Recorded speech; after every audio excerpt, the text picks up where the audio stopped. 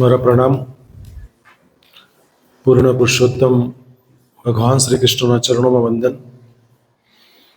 આજે સંસ્કૃત વિભાગ અને આઈક્યુએસી સેલ તરફથી રાખવામાં આવેલા ચિત્ર પ્રદર્શનના કાર્યક્રમમાં ઉપસ્થિત મારા વાઇસ પ્રિન્સિપલ ડૉક્ટર હિતેશભાઈ, આદરણીય સંસ્કૃત વિભાગના અધ્યક્ષા પ્રોફેસર રેખાબેન, આદરણીય સંસ્કૃત વિભાગના અધ્યાપિકા ડૉક્ટર પુનિતાબેન પટેલ, હેતવીબેન, તમામ અધ્યાપક મિત્રો અને વલ્લા દીકરા દીકરીઓ, આજે સૌ પ્રથમ તો શ્રીમદ ભગવદ્ ગીતાના શ્લોક ગાન જે એસવાય અને ટીવાયના વિદ્યાર્થીઓ ગાન કર્યું છે, આવું ઉત્તમ જ્ઞાન એને બીજી વખત કર્યું છે, તો એકવાર જોરદાર તાળીથી પહેલા તો એમનું આપણે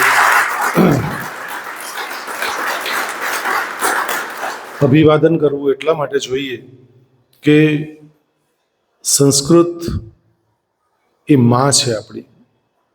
ભલે માતૃભાષા ગુજરાતી છે, પરંતુ દેવોની ભાષા એ સંસ્કૃત છે. અને જ્યારે જ્યારે કોઈ સંસ્કૃતમાં વાર્તાલાપ કરે ને મને બહુ જ હૃદય સ્પર્શી લાગે છે. કારણ કે મારું પણ બે સ્વપ્ન ખબર નહીં ક્યાંક ક્યાંક થોડા ખૂટે છે કે મારું એક સપનું કે મારે સંસ્કૃતમાં શ્લોકોથી શરૂઆત કરવી છે, સંસ્કૃતમાં થોડી ઘણું વાતો કરવી છે, કમ્યુનિકેટ કરવું છે, એક એ. અને બીજું થોડું અંગ્રેજીમાં પણ મારે સુધારવું છે કે જેમ ગુજરાતી એકદમ ફ્લુઅન્ટલી બોલી શકું છું એવી રીતે જ અંગ્રેજી અને સંસ્કૃત ફ્લુઅન્ટલી બોલી શકું એવો એક ઈચ્છા છે. પ્રયત્ન કરીએ તો બધું જ શક્ય છે.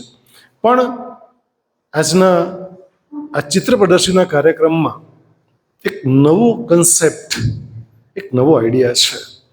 મેં પૂછ્યું કાલે બંને બહેનોને કે શું કન્સેપ્ટ છે, તમે શું આપ્યું? તો કે પશુ પક્ષીના નામ આપ્યા છે, અનાજના નામ આપ્યા છે.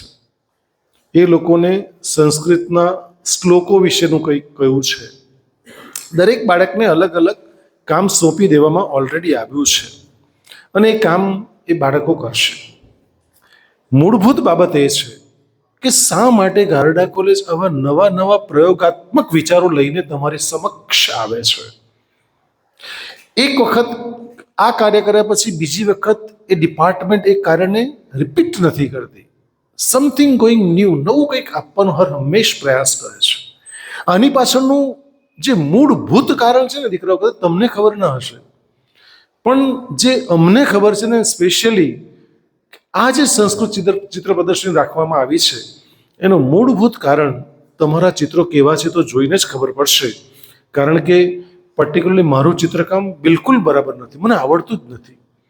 મને આજે પણ સ્મરણ થાય છે કે ધોરણ 10ની અંદર પીટીના પેપરમાં અડધું પીટી આવતું ને અડધું પેલો પદાર્થ ચિત્રો દોરવાના આવતા. એમાં એક ટેબલ હોય, એની પર પેલો ઘડો પડેલો હોય, એક ઝાડુ સાઈડમાં મૂકેલું. આવું તમારામાં આવતું? અમારે બી આવતું ધોરણ 10ની વાર્ષિક પરીક્ષામાં. તો ત્યારે મેં શું દોરેલું મને બિલકુલ આવડતું જ નહોતું દોરતા, પણ શું દોરેલું તો ખબર નહીં, પણ તે લોકોએ મને 100માંથી 35 માર્ક આપેલા. બોલો, હું પાસ થઈ ગયેલો. એટલે ચિત્ર વિશે દોરવું એક કળા છે દીકરો, આર્ટ છે. જેમ હું બોલી રહ્યો છું ને, બોલવું એ પણ કળા છે, લખવું એ પણ કળા છે, ચિત્ર દોરવું એ પણ કળા છે, શિલ્પ સ્થાપત્ય એ પણ કળા છે, નૃત્ય એ પણ કળા છે, સંગીત એ પણ કળા છે, પ્રાર્થના ગાવી એ પણ કળા છે, અભ્યાસ કરવો એ પણ કળા છે.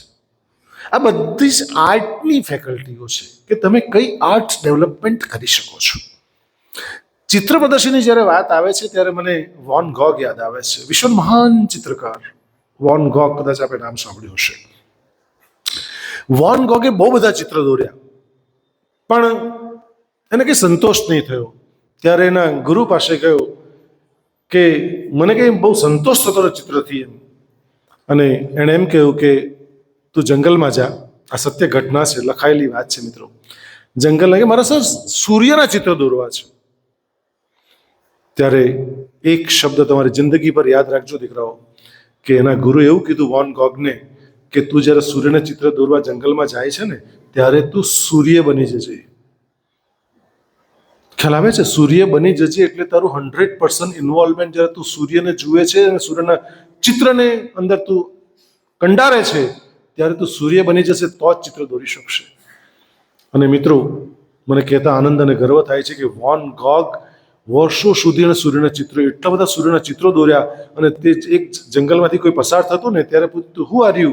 તો કે આઈ એમ સન, હું સૂર્ય છું. મિત્રો, તમારી ઓળખ આ થવી જોઈએ. જ્યારે 100% ઇન્વોલ્વમેન્ટ હશે ત્યારે તમારું કોઈ પણ કાર્ય દીપી ઉઠશે. આપણી તકલીફ એ છે કે આપણે કોઈમાં 100% આપતા નથી. કોઈમાં 5%, કોઈમાં 10%, કોઈમાં 20% આપીને આપણે છૂટી જઈએ છીએ. આપણી ભણતરમાં પણ આ સેમ વાત આવે છે.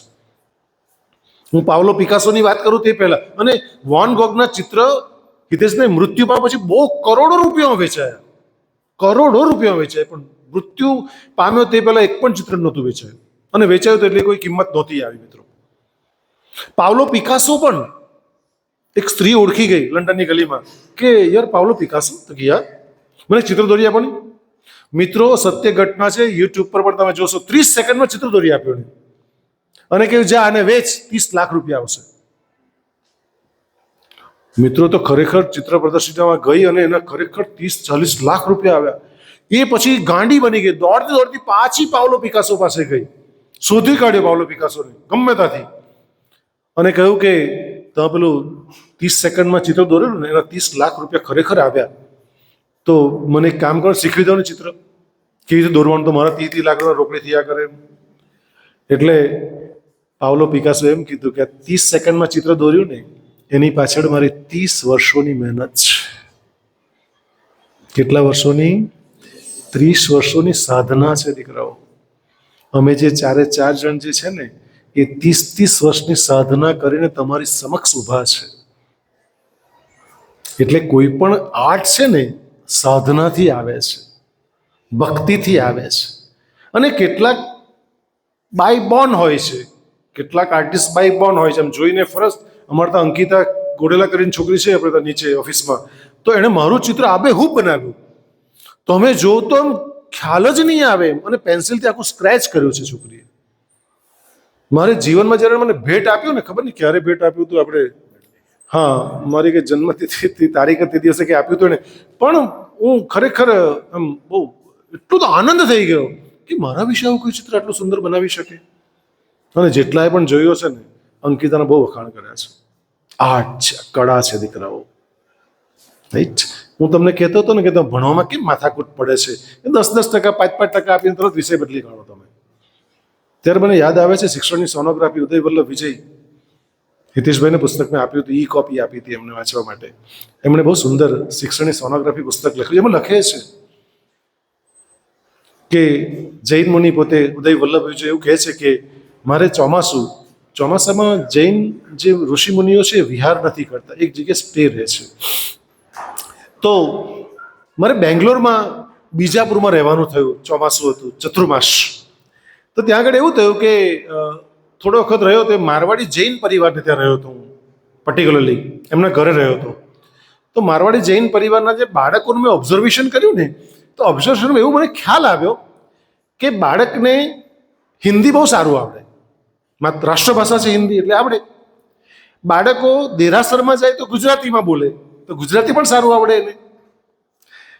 બાળકો અંગ્રેજી માધ્યમની સ્કૂલમાં જાય એટલે અંગ્રેજી પણ આવડે એમને. મહારાષ્ટ્ર બાજુમાં જ એટલે મરાઠી પણ આવડે. અને લોકોને તામિલ કે તેલુગુ જે કંઈ ભાષા છે પ્રદેશની એ તો આવડે જ. કેટલી ભાષા થઈ ગઈ? 6 લેંગ્વેજ થઈ, 6 ભાષા. હું ભાષાની વાત કરું છું. 6 ભાષા થઈ, પણ આચાર્ય ઉદય વલ્લભ વિજય એવું કહે છે કે 6 ભાષામાં મેં માર્ક કર્યું કે 6 ભાષામાંથી એ બાળક એક બી ભાષામાં એક્સપર્ટ નહોતું. એનો અર્થ એ થયો કે ખેડૂતને ખબર છે કે 60 ફૂટ ઊંડે પાણી છે, જો 10-10 ફૂટના 6 ખાડા કરશે તો પાણી પ્રાપ્ત કરી શકશે. બસ તમારી વાત બી આ જ છે.